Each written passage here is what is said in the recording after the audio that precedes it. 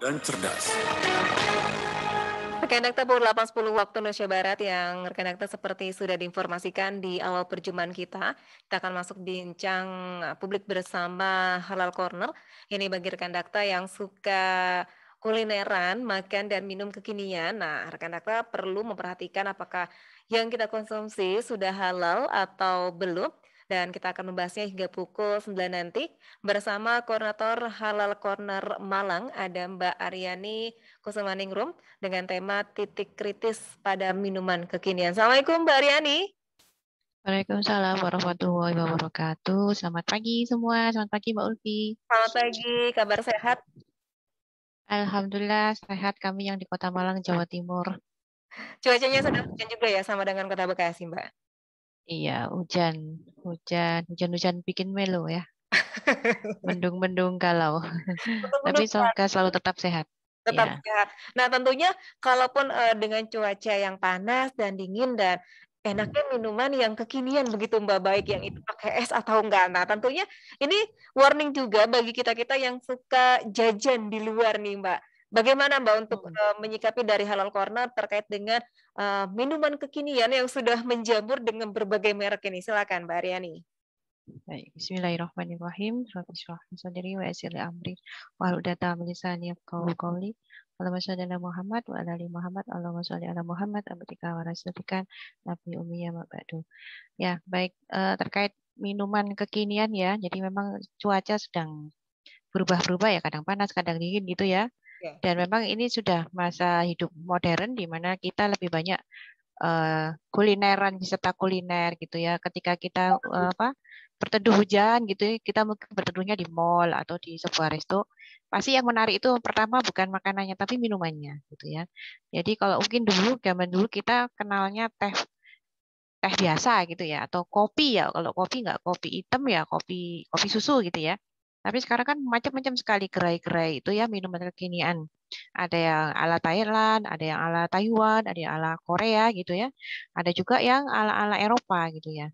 Kalau di Kota Malang sendiri sih kebanyakan memang masih ini ya, lagi happening itu kopi ya, kopi kekinian gitu ya. Dengan aneka macam tambahan-tambahan gitu ya. Ada juga milk tea yang boba, itu ada juga teh cheese tea ya, teh tapi dikasih keju gitu ya. Dan itu tersebar di banyak outlet, baik yang di mall ataupun di depan gerai-gerai minimarket. Nah ini pertanyaannya, adakah titik kritisnya gitu kan, halal apa enggak nih gitu ya? Karena memang kita sebagai Muslim harus aware gitu ya bahwa makanan minuman yang masuk ke dalam tubuh kita itu akan mempengaruhi ibadah kita. Bahkan ada sebuah hadis disampaikan bahwa mungkin bisa saya bacakan ya, Mbak. Jadi ada di sini ada disebutkan bahwa wahai saat perbaikilah makananmu, niscaya doamu mustajab. Demi zat yang menggenggam jiwa Muhammad, sesungguhnya seorang hamba yang melemparkan satu suap makanan yang haram ke dalam perutnya, maka tidak diterima amalannya selama 40 hari. Ya, jadi ini dosa yang nggak kaleng-kaleng ya. Jadi kalau ini perlu kita hati-hati ya. Jadi mungkin para pendengar tuh mungkin pernah ya, ini rasanya berdoa terus kok nggak ini ya, nggak ijabah ya, kenapa ya? Maka kita bisa mengevaluasi diri, jangan-jangan ada makanan atau bahkan minuman-minuman yang kita nggak aware ya, kalau itu ada titik kritis haram. Kalau seperti itu juga ada juga gejala bahwa ketika kita itu malas ibadah gitu ya. Mungkin pernah juga ya Mbak Fri juga menunda-nunda gitu ya. Maghribnya mepet isanya mepet subuh gitu ya, subuhnya mepet duha gitu. Itu bisa jadi kan? Bisa jadi itu karena memang pengaruh makanan dan minuman. Jadi kita sebagai seorang muslim dan muslimah memang harus diperhatikan makanan dan minuman. Karena misalnya nih yang lagi happening ya, lagi viral kan minuman boba-boba itu ya. Benar. Minuman ala Taiwan gitu ya, ala Korea. Nah, itu perlu diperhatikan bahwa itu banyak sekali kandungan-kandungan yang kalau misalnya kopi saja ya, kopi hitam gitu misalnya, kita pasti nganggapnya oh pasti halal gitu ya. Kopi nggak ada hubungannya sama homer ya. Homer itu arak atau nggak ada hubungannya sama babi. Kira-kira kalau Mbak Ulfi kira-kira ngira nggak? Itu kalau kopi hitam itu ada titik kritisnya itu ngira nggak? Kena kontaminasi makanan haram itu mengira nggak? Pernah nggak kebayang. Cuman kopi hitam aja loh. Kopi hitam ya kopi di sanggre itu saja. Mungkin kita berpikir ya pasti halal lah, orang cuman kopi di roasting ya. Jadi kalau istilah minuman kopi itu bukan ya sepertinya digoreng atau kalau bahasa Jawa digongso, tapi itu istilahnya adalah kita kopi ini di roasting. Nah, ternyata kopi hitam yang di roasting itu kadang-kadang ditambahi esen, perisa. Jadi kalau misalnya kita lewat sebuah roaster ya, tempat-tempat yang merosting kopi itu kan aromanya bisa berapa radius gitu masih bau gitu ya. Itu yang mengundang selera kita untuk beli kopi. Ternyata kita bisa tahu bahwa ada ditambah perisa-perisa. Jadi ditambahkan di dalam situ untuk menebar baunya. Nah itu perisa itu dia adalah zat kimia yang pada prosesnya bisa melibatkan zat-zat yang haram, gitu ya. Termasuk ketika dia sudah jadi minuman. Nah ini ada dua macam ya, minuman kekinian tuh ada yang dia bentuknya minuman saji misalnya di kafe, ada juga yang dia minuman ini saset. Jadi ada ya sekarang kayak kopi mochaccino, ada kopi tiramisu gitu ya. Itu kan nggak cuma kopi dikasih gula dibungkus, enggak ya, itu kan tambahan misalnya ada creamer, ada perisa-perisa. Nah ini yang perlu kita bedah ya. Yang pertama tentunya kalau tadi kopi di roasting jelas ya ada tambahan, tapi bukan parfum disemprot, bukan ya. Itu artificial flavor ya. Artificial flavor itu berarti perisa tambahan buatan, perisa buatan. Jadi bukan murni dari kopi. Nah, itu ada dua juga pada saat roasting. Pada saat roasting kopi itu ada beberapa metode menggunakan penambahan lemak. Jadi pelicinnya. Jadi lemak. Nah, lemak ini menimbulkan aroma, sensasi yang wangi gitu ya. Nah, ini hati-hati lemaknya dia dari hewan apa, gitu kan? Apa dari sapi kah atau dari babi kah ya. Jadi kita nanti merujuk kepada Surat Al-Maidah ayat 3 yang Bismillahirrahmanirrahim. Hurimat alaikumul maitatu wadamma walahmu khinzir. Jadi hurimat, jadi diharamkan atas kalian maitatu. Maitatu itu bangkai. Nah, kalau lemak sapinya itu dari sapi yang bangkai, artinya tidak disembelih sesuai dengan syariat Islam, maka kopi tadi yang di roasting dengan lemak itu akan jadi haram. Ya itu ya. Jadi kalau kebayang gimana ya kopi bisa menjadi haram gitu ya. Dinyatakan dari proses roastingnya. Ya, terus ya lanjut ada wadamu gitu ya, dan darah walahmu khinzir. Nah ini walahmu khinzir itu daging babi. Nah ini ada yang tanya, berarti kalau nggak daging nggak apa-apa ya? Ya kalau dagingnya saja haram, maka yang lain juga haram, termasuk tulangnya, termasuk ini juga ya lemaknya. Nah mungkin kita nggak kebayang ya, kita minum minuman kekinian, tapi bisa terkontaminasi babi. Wah, gimana ceritanya gitu ya? Ya. Mungkin ya itu tadi saya bilang. Jadi lahmu khinzir itu kan haram. Maka selain daging, maka dia juga haram. Ada yang namanya tulang. Tulang ini sering diekstrak. Ya. Diekstrak dia menjadi macam-macam. Bisa diekstrak jadi gelatinnya. Gelatin ini biasanya dia menjadi salah satu bahan pengenyal. Biasanya ada di puding gitu ya. Sekarang banyak kan puding atau cake mousse gitu yang melibatkan kenyal-kenyal itu. Maka dia bisa menggunakan gelatin. Nah, gelatinnya ini ada dua. Kalau dia dari hewan halal, maka dia halal. Kalau dia dari hewan yang selain babi tapi dia disembelih tidak dengan syariat Islam, maka dia jadi statusnya bangkai tadi ya. Maitatu tadi itu bangkai. Nah, kalau babi ya jelas haram. Jadi kebayang ya, gimana cara makanan, minuman yang non daging ya. Jadi kalau minuman kan non daging, nggak mungkin kan kebayang dari mana kontaminasinya gitu ya. Yang kedua tadi tulang ya, tulang babi itu dia bisa diekstrak dan diambil kandungan kalsium fosfatnya.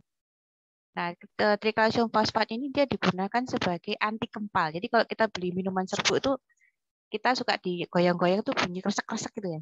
Artinya nggak gumpal. Ya kan nggak gumpal ya. Maksudnya ke serbuknya itu nggak gumpal.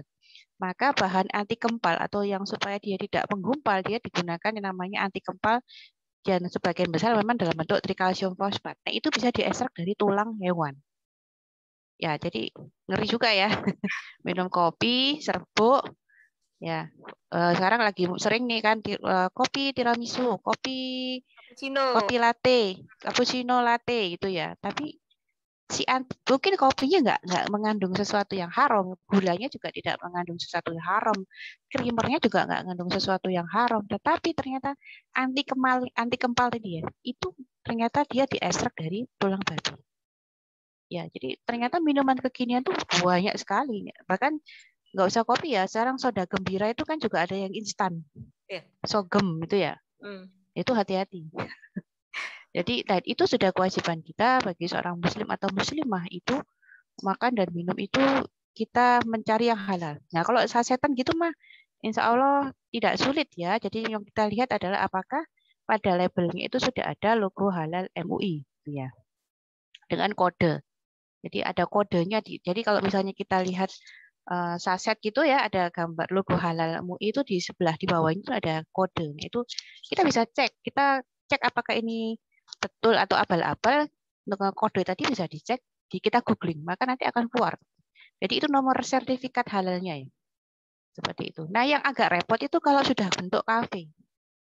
Kafe, outlet ini kalau nggak ada logo halalnya repot kita ya.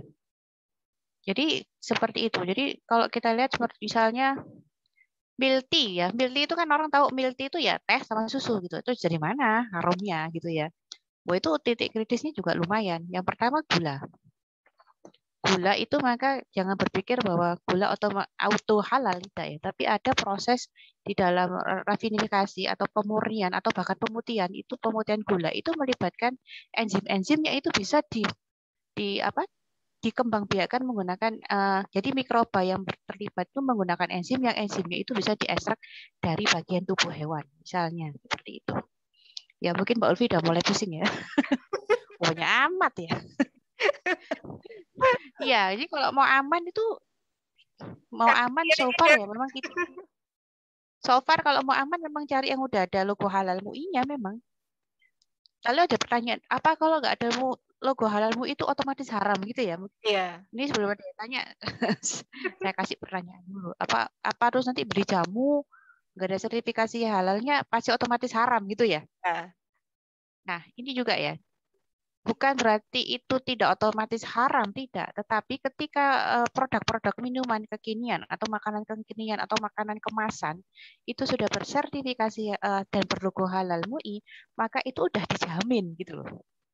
Sudah dijamin ulama pada Majelis Ulama Indonesia.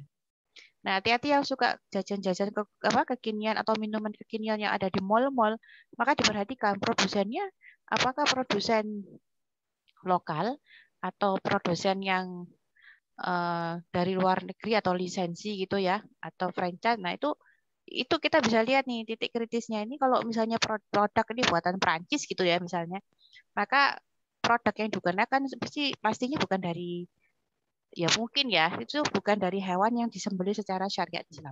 Bisa jadi bukan babi sih, tapi kan tadi sudah disampaikan ya tadi surat Al-Maidah ayat 3 bahwa diharamkan bagi kita itu apa? Bangkai. Semua hewan ternak yang dia tidak disembelih menggunakan syariat Islam, maka dia masuk kategori bangkai. Jadi seperti itu. Mbak Ufi mungkin sudah mulai berkunang-kunang. Oh, teman saya bingung juga. Kita mau minum apa ini? Air putih aja mungkin ya, Mbak. Jangan salah, Mbak. Ya ini asik nih. Oh iya. Kalau kita beranggapan bahwa air mineral itu pasti halal, bentar. Enggak juga. Minum apa? Sebentar. Rebus air aja ya. Jadi ada yang namanya titik kritis. Nah, ini perlu saya sampaikan. Ini bukan sok-sokan ya. Jadi ketika saya pun membeli air mineral itu maka mencari yang ada logo halal MUI-nya. Orang berpikir lebay amat sih. Iya. Air mineral aja dari mana? Emang itu air buat berendam babi gitu? Enggak, bukan begitu. Iya. Bukan air rendaman babi, enggak. Jadi kalau kita belajar ya, kebetulan saya adalah lulusan teknologi pangan. Tapi nggak lulusan teknologi pangan juga paham kok. Jadi proses pemurnian air untuk air minum itu kan ada yang penyaringan dengan kalau kita zaman dulu pramuka ya, itu pakai apa itu kayak jerami gitu ya, pasir kerikil gitu ya. Terakhir adalah karbon gitu ya. Tahu karbon ya Mbak ya yang buat bakar sate itu loh. Iya. Ya, kadang sekarang karbon aktif pun juga digunakan pada saat pembuatan sabun wajah ya. Dengan karbon aktif itu bisa menyerap kotoran dari pori-pori itu kan pakai karbon aktif. Nah, karbon aktif itu dia bisa dibuat dari batok kelapa, bisa dari kayu gitu ya, dan bisa dari tulang hewan.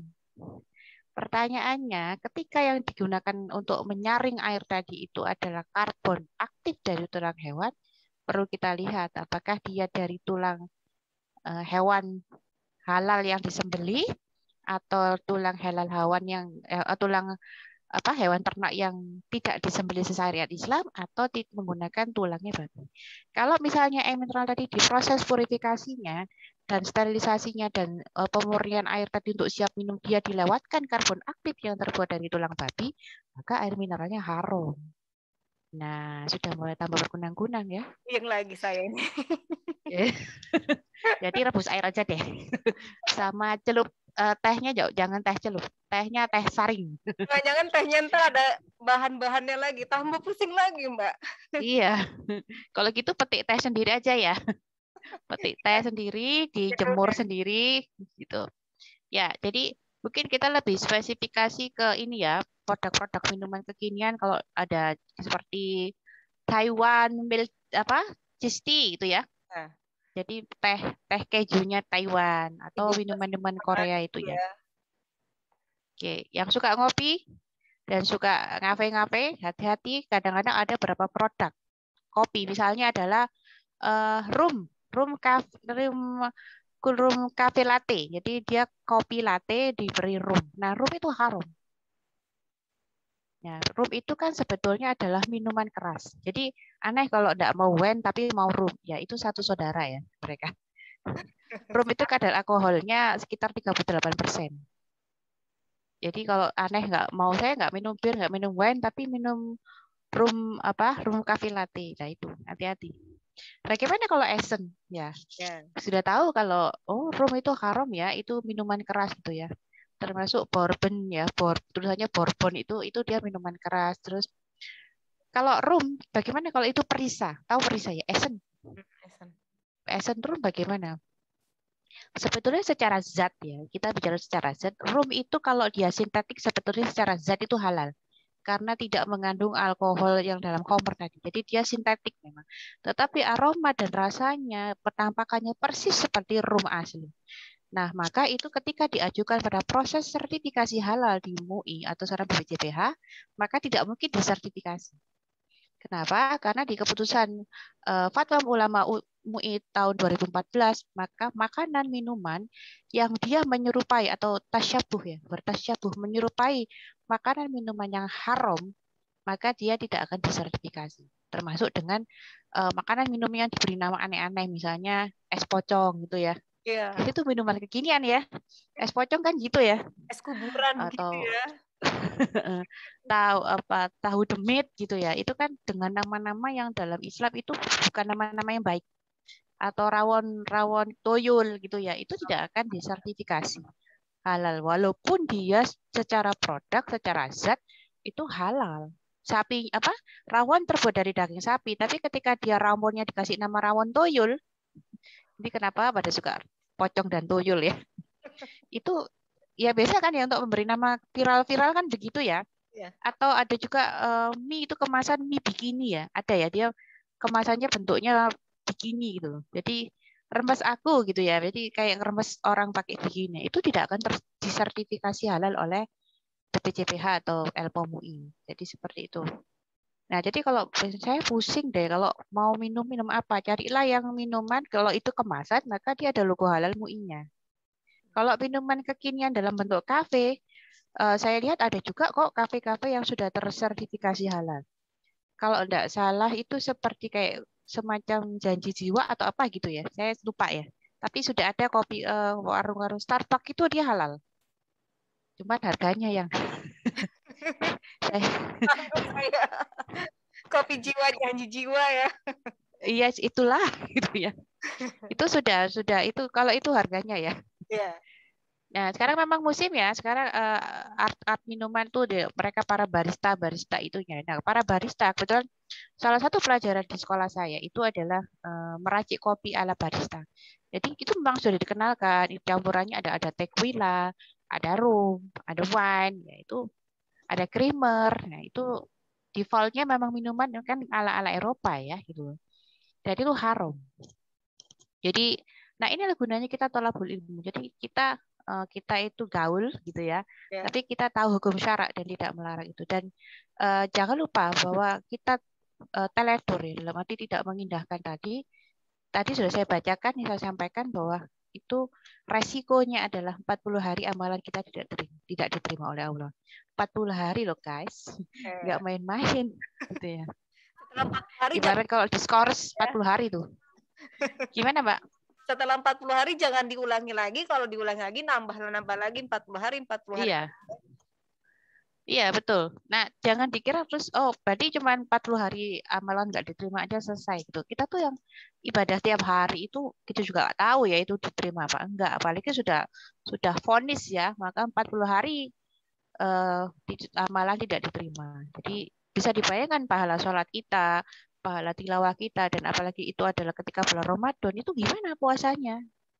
Jadi habis puasa seharian, terus bukbernya ini di kafe. Pesannya room raisin ice cream. Jadi es krim rasa rum dengan apa?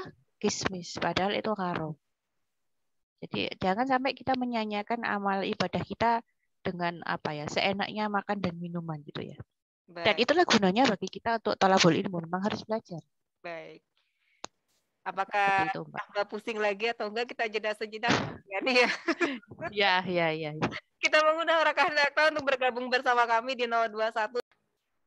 Rekan dakta, kami lanjutkan kembali perbincangan kami bersama Halal Corner terkait dengan titik kritis minuman kekinian bersama koordinator Halal Corner ada Mbak Aryani. Silakan rekan dakta dapat bergabung bersama kami di 021 8816363 atau WhatsApp 0815 107 107. Tadi di sebelum jeda ini juga sudah pusing ya. Mungkin saya juga dan pendengar Radio Dakta sebenarnya kita juga pengen minum minuman yang kekinian, tapi juga harus cermat untuk apakah ini halal atau tidak. Nah, apakah kita boleh kritis juga, Mbak Aryani, terhadap si baristanya ketika sedang meracik? Kita tanya-tanya, kepo-kepo sedikit kepada mereka tentang bahannya dari apa, buatnya dari apa, apakah halal apa enggak. Begitu, Mbak Aryani, silakan. Ya, baik. Terima kasih, Mbak Ufi. Sebetulnya ya sih bisa juga ya kita tanya-tanya gitu, atau misalnya kita terpaksa ini ya kita berteduh hujan atau kita kehausan di sebuah kafe, maka emang paling aman kita pilih kopi ya kopi yang espresso atau americano ya. Jadi kalau americano itu kan dia kopi hitam, espresso juga ya kopi kental hitam tanpa penambahan yang lain. Atau misalnya hanya ditambahi susu, itu pun juga kita pastikan ya susu yang ditambahkan itu susu apa gitu. Mungkin kadang-kadang gini ya, kita suka kopi creamer ya. Misalnya kita pakai kopi creamer, atau mungkin kita beli di supermarket gitu ya, creamernya gitu ya. Maka kok ditanya ini diulas creamer tuh ada nggak sih titik kritisnya gitu kan? Dia terbuat dari bahan nabati gitu ya. Ada banget gitu ya creamer itu. Jadi creamer itu kan dia dibuat dari whey ya. Jadi ketika ada susu gitu ya dalam pembuatan keju itu kan proteinnya, kaseinnya itu digumpalkan. Jadi kita bayangkan ya ada susu dikasih suatu zat gitu yang airnya menggumpal, maka gumpalan tadi dia akan terpisah dengan airnya gitu ya. Ada kan ya ketika kita menggumpalkan tuh ada airnya, persis seperti kita proses whey tadi, inilah yang digunakan sebagai bahan baku pembuatan creamer. Isinya itu adalah suatu zat tadi, zat penggumpal yang ditambahkan pada susu tadi.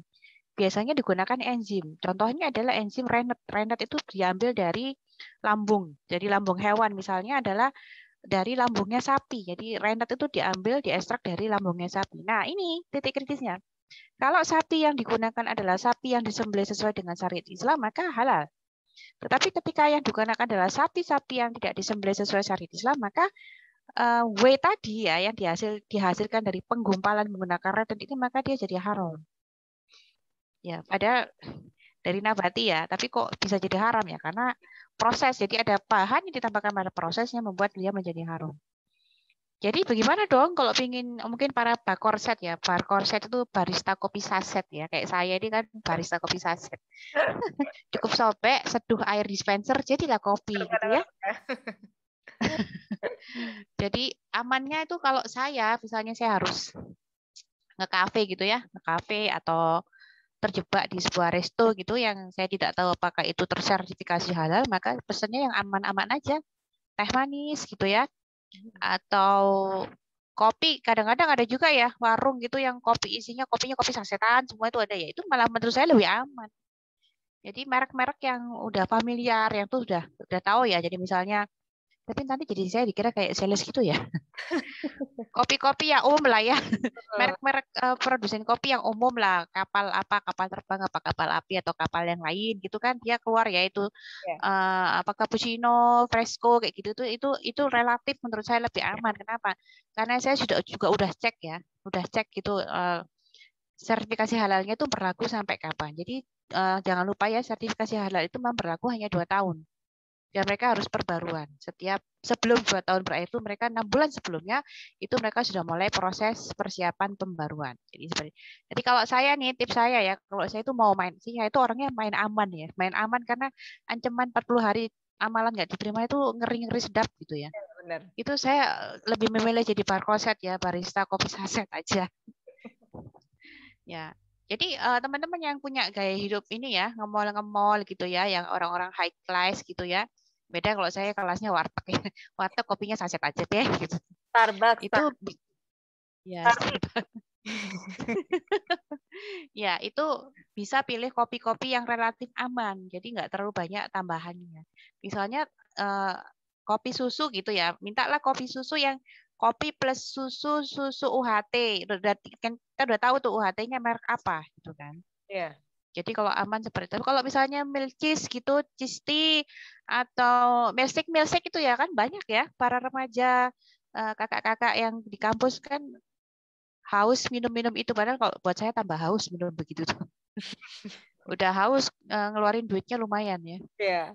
Nah itu bisa pilih produk yang relatif aman gitu. Seperti itu.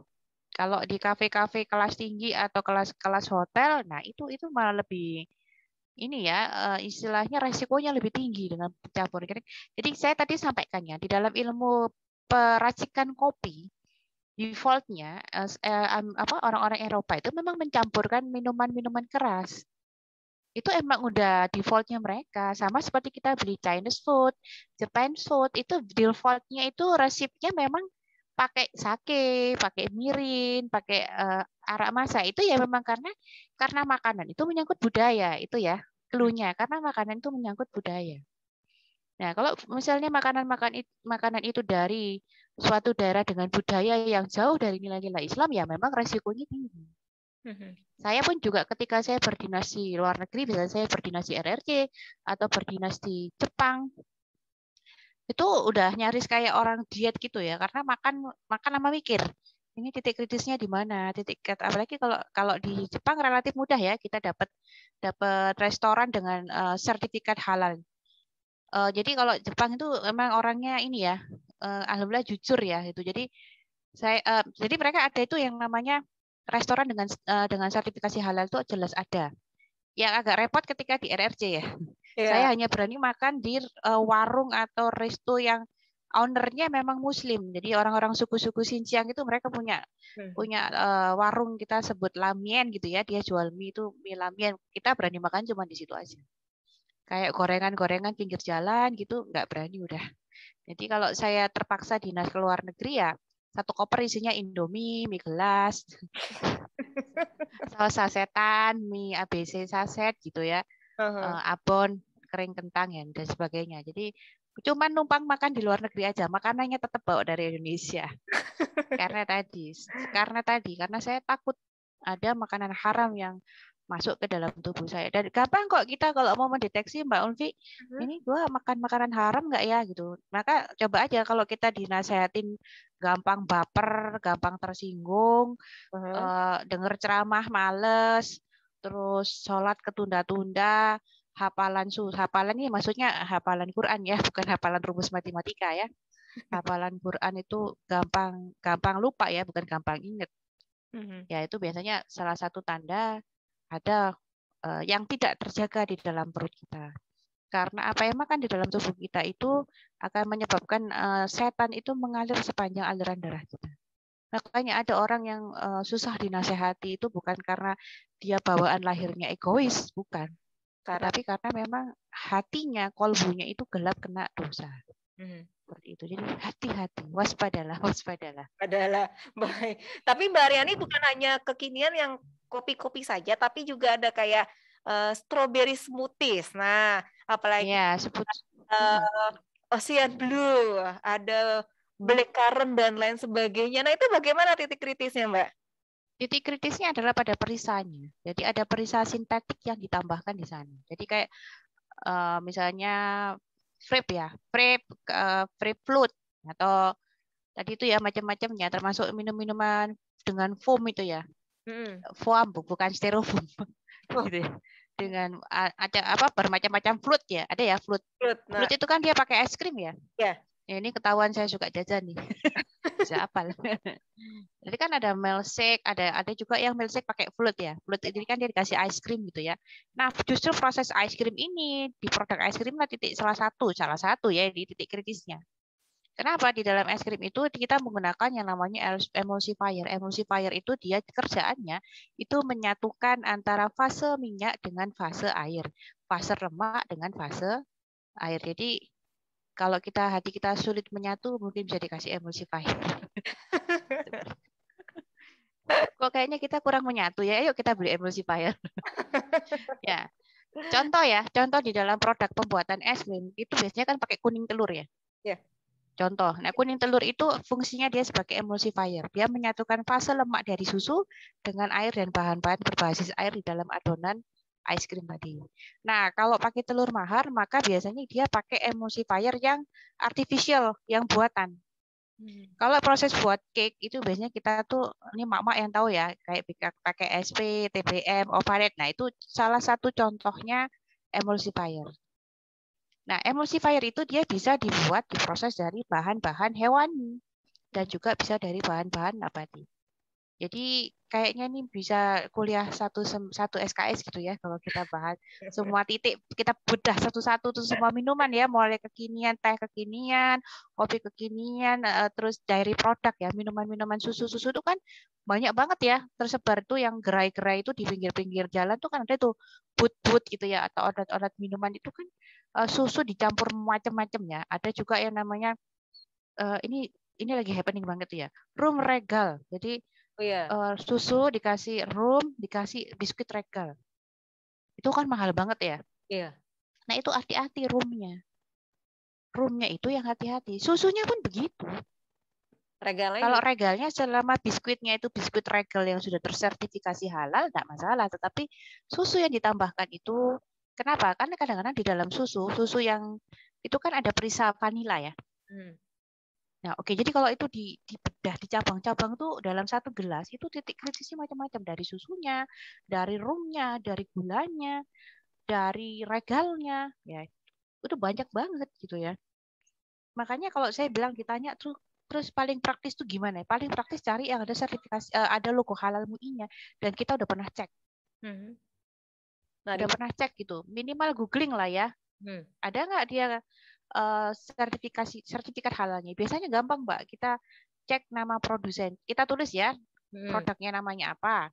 Terus apa namanya produsen misalnya KFC ya. KFC ini yang paling ingat saya KFC ya. KFC Mbak. Itu dia produsennya PT Prima Food. Gitu. Kita tulis KFC PT Prima Food. Itu keluar sertifikatnya. Jadi sertifikat halal KFC PT Prima Food. Itu keluar nanti dia nomor-nomor sertifikasi halalnya dan berlaku sampai kapan. Itu harus kita pahami bahwa itu berlaku hanya 2 tahun. Ya, jadi ya memang ribet. Memang harus ribet gitu loh. Karena apa? Tiket menuju surga itu ya mau nggak mau diakuin itu butuh kita effort luar biasa gitu. Karena apa? Tiket ke surga itu bukan door prize-nya gerak jalan. Kalau door prize gerak jalan beli aja vouchernya kita jalan selesai dapat itu gitu kan. Itu aja belum tentu dapat ya. Iya. Apalagi tiket ke surga gitu. Jadi kalau dibilang ribet amat sih, ya, ribet amat ya memang ribet ya. Namanya orang-orang yang ingin masuk surga itu kan adalah orang-orang yang terpilih. Benar. Ya, orang-orang yang sudah terbukti keimanannya, ketakwaannya. Jadi memang harus ribet gitu loh. Apalagi yang ini ya, kakak-kakak kekinian ini ya, para sista dan brother yang kekinian itu, kita benar kita gaul ya, tapi jangan lupa jangan sampai melanggar hukum syara. Karena pertanggungjawabannya nanti itu di yaumul hisab, bukan kaleng-kaleng lagi gitu. Gitu Mbak. Jadi Baik. kok bahkan air mineral aja ada titik kritis ya Mbak, tadi sudah saya bocorin ya. Air mineral. Nah, Cuman air putih aja loh. nah, tapi bagaimana Mbak kalau bukan hanya kekinian saja zaman sekarang yang dijual seperti boba latte dan lain sebagainya, tapi juga ada yang jual minuman-minuman tempo dulu begitu. Biasanya kan ada satu warung ya Mbak ya, satu kafe apa namanya menjual minuman-minuman zaman dahulu. Nah, boleh nggak kita kritis juga Mbak terhadap si pemilik kedai ini? Ya bisa aja. Ini minuman tempo dulu ya, yang mungkin sekarang masih Ngehits masih sekarang. banyak digemari itu. Contohnya nih, biasanya kalian yang di Jawa Barat kenal bir peletok ya. Ya. Oke, itu sama apa Juga. bir peletok itu orang mikir itu kan bir gitu ya. Heeh. Karena kami orang Jawa Timur ya, kami nggak jarang gitu ya konsumsi bir peletok. Jadi kalau bir peletok itu haram nggak? Gitu. Orang namanya bir gitu. Tadi kan Hmm. fatwa MUI kan mengatakan bahwa tidak akan mensertifikasi halal produk makanan minuman yang dia menyerupai atau tasyabuh dengan sesuatu yang haram. Khusus bir peletok itu memang dia adalah minuman tradisional gitu ya. Artinya itu perkecualian ya. Jadi bir peletok itu kalau dia diajukan sertifikasi halal tidak akan terkendala dari sisi nama ya, hanya sisi nama karena sudah lolos. Tetapi juga nanti akan diteliti di dalam bir peletok itu apakah ditambah-tambahkan produk. Jadi kalau bir peletok itu kan rempah-rempah ya Mbak ya. Setahu saya rempah-rempah ya kayak kayu manis gitu Ya. ya, kulit secang, kunyit nggak tahu. Semacam itulah ya kayak wedang, wedang itu wedang uwuh itu ya. Udah ungu. Nah, maka itu ada gula. Tadi saya sampaikan ya gula. Gula itu ada titik kritisnya. Apakah gulanya tadi itu sudah tersertifikasi halal? Sekarang ada juga Mbak berpletok itu yang dikasih creamer. Jadi kalau nggak salah itu namanya dia Betawi Latte. Hmm? Baru tahu saya. Betawi Latte. Oke, nggak tahu ya. Padahal saya Jawa Timur ya. Oh, iya. Betawi Latte itu dia minuman di sebuah beberapa kafe. Dia itu sebetulnya aslinya berpletok. Ya, bir peletok yang dikombin dengan kopi, gula aren dan creamer, maka jadi namanya Betawi Latte. Kalau bir peletok mungkin harganya 7 sampai 10.000, kalau Betawi Latte itu bisa sampai 30 ya. Beda nama doang karena ketambahan latte tadi mungkin. Nah, itu ya maka akan dilihat pada bahan-bahan ditambahkan. Itu kalau dia diproses dalam sertifikasi halal. Tapi kalau dia tidak melakukan proses sertifikasi halal, maka kita sebagai konsumennya juga harus aware. Tanya lah ini bahannya apa aja, kepo-kepo sedikit lah. Atau paling nggak kita bikin reel di IG gitu ya, pemirsa ini adalah gitu ya. Padahal kita lagi nyelidikin ya, dia ditambahin apa aja minumannya. Ya seperti itu Mbak. Jadi kita pun juga harus aware. Misalnya kita nemuin produk yang atau ke kafe gitu ya, yang dia belum tersertifikasi halal. Contoh nih ya, salah satu resto ya, resto yang sudah tersertifikasi halal jelas. Itu ini saya bukan salesnya, tapi saya sebutkan itu Solaria. Solaria itu dia resto yang sudah tersertifikasi halal. Artinya kita aman aja makan di sana. Walaupun menunya adalah kebanyakan adalah basicnya adalah Chinese food. Nama-namanya nama Kalau yang ya, kalau yang Jepang itu Hokben. Itu dia tersertifikasi halal dan apa itu Mbak Hasanama apa Hanasama Hanamasa. Hanamasa. Hanamasa ya dulu waktu saya dinas di Jepang itu saya nanya Hokben diketahui sama orang Jepang karena di Jepang tuh gak ada Hokben ada cuma di Indonesia baru baru sadar saya. Nggak terkenal ya. Ya kalau KFC kan emang kita ke Amerika sana ada KFC-nya tapi kalau Hokben tuh saya baru tahu ketika saya di Jepang pengen makan saya mau beli Hokben nggak ada gitar satu Jepang tuh nggak ada Hokben mereka malah tanya Hokben tuh apaan ya oh kalau kabento nggak ada yang tahu ya Oh. ternyata cuma ada di Indonesia ya baru tahu. Baik, jadi tetap harus kritis dan juga kepo-kepo juga tidak masalah tanya ke pemiliknya atau juga baristanya. Nah, tentunya kalaupun kita ingin membuat sendiri, Mbak, di rumah kan kadang-kadang udahlah daripada beli mahal, mendingan kita buat aja sendiri, kita racik-racik, lalu apa namanya, menyajikannya sama dengan yang di, kafe sana. Nah, ini bagaimana, Mbak? Oke, tentunya kalau secara resep itu enggak masalah ya, Mbak. Jadi misalnya kita bikin kemarin apa Dagolda ya? Ais Dalgona Dagolda. dalgona, Dalgona. Ya Dagolda. Kok Dagolda? Oke, Dalgona itu kan bahan-bahannya malah bagus kita beli sendiri dan kita kita bisa memilih yang sudah tersertifikasi halal. Malah lebih aman. Satu aman, dua irit. iya Tiga dapatnya banyak iya, benar tuh. daripada kita beli gitu kan ya. Dan itu bisa juga produk-produk. Tapi kalau espresso dia mesinnya khusus ya. Terus untuk pembuatan latte juga mesinnya itu ada khusus. Tapi ada juga yang latte itu dia manual, jadi pakai kayak kocokan gitu ya. Itu ada itu ya karena di sekolah saya memang ada mata pelajaran itu tentang barista gitu. Jadi saya sedikit-sedikit tahu lah. Walaupun tetap saya baliknya ke kopi saset lagi ya. Mmm, jadi tidak masalah untuk membuat sendiri, Mbak, ya, asalkan juga, Ya, pemilihannya asal halal ya. ya. Bahannya itu kita make sure itu ada logo halal MUI-nya udah jelas, ada nomor sertifikasinya. Jadi menurut saya kalau kita bikin sendiri di rumah, kita udah bisa jamin tuh produk apa bahan-bahannya itu udah halal satu. Yang kedua irit, Mhm. tiga dapatnya lebih banyak. Itu mak-mak banget ya. Hidup Irit mama. dapatnya banyak. Hidup mak-mak. Baik. Nah, tentunya apa yang terus dilakukan dari Halal Corner untuk mengedukasi bagi mereka yang suka kekinian? Saya juga suka kekinian, Mbak, tapi kadang-kadang mau beli, mungkin ada bisa yang lain begitu, Mbak, silakan. Ya, jadi kalau kami Halal Corner tentunya kita ini ya, kalau saya yang di Kota Malang dan kota-kota yang lain, bisa setiap pekan itu kita ada di grup-grup WA kami itu edukasi makanan minuman halal itu biasanya tematik ya. Hari ini kita bahas kopi, nah, minggu depan kita bahas dari produk. Mhm. Dan bukan hanya makanan minuman saja, tetapi kosmetik ya. Jadi kosmetik itu juga banyak titik kritisnya gitu ya. Juga barang gunaan seperti kulkas, seperti panci, teflon gitu ya. Ini juga termasuk deterjen itu juga kita juga harus mencari yang halal. Jadi kalau ditanya ada titik kritisnya, oh banyak. Saudara-saudara jangan khawatir, titik kritis itu banyak. Dan ada juga acara-acara yang kalau dulu kita acara-acaranya offline ya. Ada offline misalnya adalah sebakul. Ini terkenal banget nih Halal Corner sebakul tuh sebar kuas gitu ya. Kuas apa? Kuas untuk bikin kue. Kenapa? Ketika kita bikin roti, bikin nastar, biasanya kan kita oles gitu ya, pakai oles itu kalau dia kuasnya terbuat dari bulu babi, maka otomatis haram. Ya, memang ada yang kuasnya dari bulu babi. Dan memang kalau di dunia bakery and pastry, kuas yang paling bagus untuk makan itu memang terbuat dari bulu babi. Jadi Mmm. memang babi itu ujian bagi kita semua ya, uji keimanan bagi kita semua. Jadi kalau ditanya, Mbak, ngapain juga sih diciptain oleh Allah kalau itu haram gitu ya? Maka jawabannya ya karena apa? Surga itu adalah tentang bagi orang-orang yang teruji keimanan dan ketakwaan. Jadi babi itu diciptakan untuk menguji keimanan dan ketakwaan kita. Iya, Itu Mbak Ulfi. baik. Nah, apa yang disampaikan kepada masyarakat, Mbak Aryani, silakan? Baik,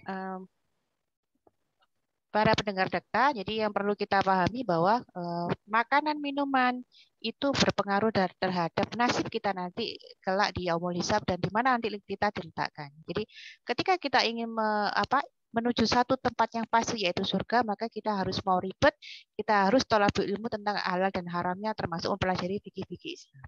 Itu mungkin Mbak Ulfi yang bisa saya sampaikan. Wabillahi taufiq wal hidayah. Wassalamualaikum warahmatullahi wabarakatuh. Baik, terima kasih Mbak Aryani sudah berbincang bersama Dakta, menambah pemahaman kita, menambah ilmu lagi apa yang memang harus kita lakukan dan tidak kita lakukan untuk nantinya kita menuju surga, karena menuju surga itu tidak murah, Mbak, ya, mahal juga ya.